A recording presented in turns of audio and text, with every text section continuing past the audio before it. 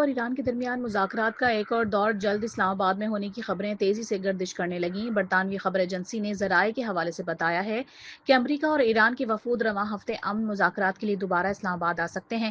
پاکستان میں ایرانی سفارت خانے کے اہلکار نے بھی نیوز ایجنسی سے گفتگو میں کہا ہے کہ امریکہ ایران مذاکرات کا اگلا دور اس ہفتے یا اگلے ہفتے کے آغاز میں ہو سکتا ہے۔ اس سے قبل امریکی خبر ایجنسی نے 2 پاکستانی عہدیداروں کے حوالے سے دعویٰ کیا تھا کہ پاکستان نے امریکہ اور ایران کے درمیان مذاکرات کے دوسرے مرحلے کی میزبانی کی پیشکش کر دی ہے۔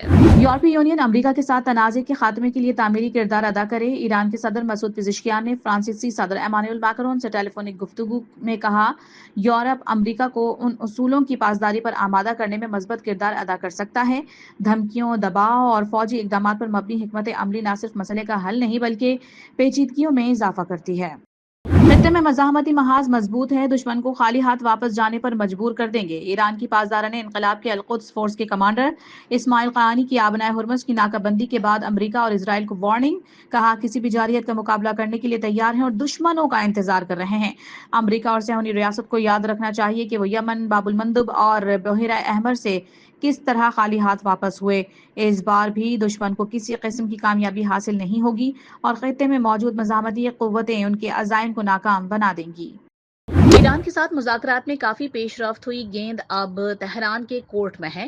توقع ہے کہ ایران آبنائے ہرمز کھولنے کے لیے اقدامات کرے گا۔ یہ ایران پر منحصر ہے کہ وہ آگے بڑھنے کے لیے کیا اقدامات کرتا ہے۔ امریکی نائب صدر جیری وینس کا غیر ملکی میڈیا کو انٹرویو، بولے ایران کبھی بھی جوہری ہتھیار حاصل نہیں کر سکتا۔ امریکی نائب صدر جیری وینس کا پاکستان کی قیادت کو خراج تحسین۔ امریکی نائب صدر نے وزیر اعظم شہباز شریف اور فیلڈ مارشل عاصم منیر کی میزبانی کو سراہا۔ امریکی ٹی وی چینل کو انٹرویو میں کہا، پاکستانی قیادت نے اعلیٰ سفارتکاری کا مظاہرہ کیا۔ خطے میں امن کے لیے پاکستان کی کوششیں قابل تعریف ہیں۔ امریکہ نے آبنائے ہرمز کی ناکہ بندی کر دی۔ صدر ٹرمپ کی ایرانی جہازوں کو ناکہ بندی کے قریب آنے پر تباہ کرنے کی دھمکی، کہا ناکہ بندی کا مقصد ایران کو تیل بیچنے سے روکنا ہے۔ میڈیا سے گفتگو میں بولے ایران نے پیغام بھیجا ہے کہ وہ ڈیل کے لیے بےتاب ہے۔ اگر ایران یورینیم معاملے پر راضی نہیں ہوگا تو کوئی ڈیل نہیں ہوگی۔ امریکی وزیر جنگ پیٹ ہیگسیت کی بھی ایران کو وارننگ، کہا ناکہ بندی کے دوران مزاحمت ایران کے لیے دانشمندانہ اقدام ثابت نہیں ہوگا۔ ایران جنگی صلاحیتوں کو دوبارہ تیار نہیں کر سکتا۔ وزیر اعظم شہباز شریف کل سعودی ولی عہد محمد بن سلمان کی دعوت پر سعودی عرب کا اہم دورہ کریں گے۔ 1 ماہ سے بھی کم عرصے میں یہ وزیر اعظم کا دوسرا دورہ ہوگا۔ دورے میں امریکہ اور ایران کے درمیان جاری مذاکرات کے آئندہ لائحہ عمل پر تبادلہ خیال کیا جائے گا۔ خطے میں کشیدگی میں کمی اور مستقل جنگ بندی کے امکانات بھی زیر غور آئیں گے۔ خطے میں امن و استحکام اور پاکستان کی سفارتی کردار پر بھی بات چیت متوقع ہے۔ چین نے امریکی ناکہ بندی غیر ذمہ دار اور خطرناک قرار دے دی۔ ترجمان چینی وزارت خارجہ کا کہنا ہے کہ امریکہ کی جانب سے فوجی تنصیبات میں اضافہ کشیدگی کو مزید بڑھا دے گا۔ مخصوص ناکہ بندی جیسے اقدامات نازک صورتحال کو مزید خراب کر سکتے ہیں۔ یہ اقدام نہ صرف جنگ بندی کو کمزور کرے گا بلکہ آبنائے ہرمز میں بھی بحری آمد و رفت کے تحفظ کو خطرے میں ڈال دے گا۔ اقوام متحدہ کے سیکریٹری جنرل انتونیو گوتریس کی جنگ کے خاتمے کے لیے امریکہ اور ایران سے مذاکرات دوبارہ شروع کرنے کی اپیل، کہا کہ یہ واضح ہے کہ اس جنگ کا کوئی فوجی حل موجود نہیں۔ جنگ بندی ہر صورت برقرار رہنی چاہیے، تمام خلاف ورزیوں کا خاتمہ ہونا چاہیے، کسی معاہدے تک پہنچنے کے لیے مذاکرات دوبارہ شروع کیے جائیں۔ لبنان اور اسرائیل کے درمیان مذاکرات آج واشنگٹن میں ہوں گے۔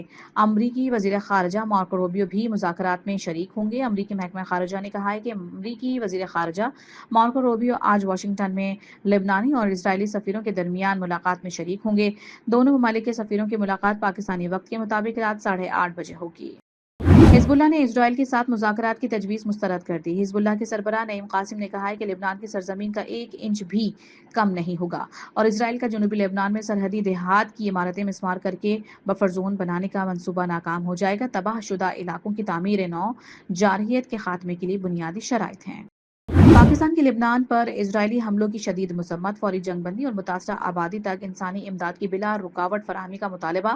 اقوام متحدہ میں اسلامی تعاون تنظیم کے اجلاس سے خطاب کرتے ہوئے پاکستان کے نائب مستقل مندوب عثمان جدون نے لبنان کی خود مختاری کی مکمل حمایت کا اعادہ کرتے ہوئے اسرائیلی کارروائیوں کو بین الاقوامی قوانین کی کھلی خلاف ورزی قرار دے دیا۔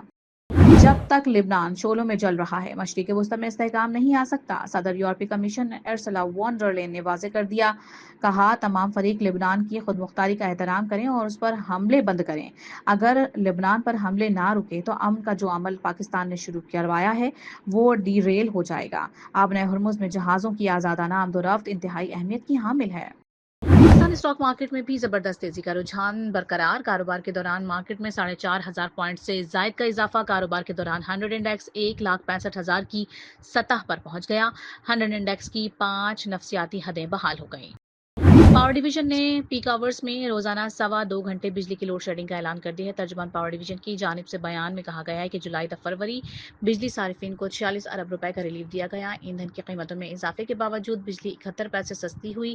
کم لاگت ذرائع اور پیداواری صلاحیت کو مؤثر طریقے سے استعمال کیا گیا۔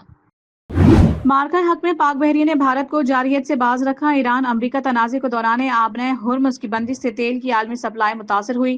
پاکستان کی عسکری اور سیاسی قیادت کی کوششوں سے مشرق وسطی میں جنگ بندی ممکن ہوئی۔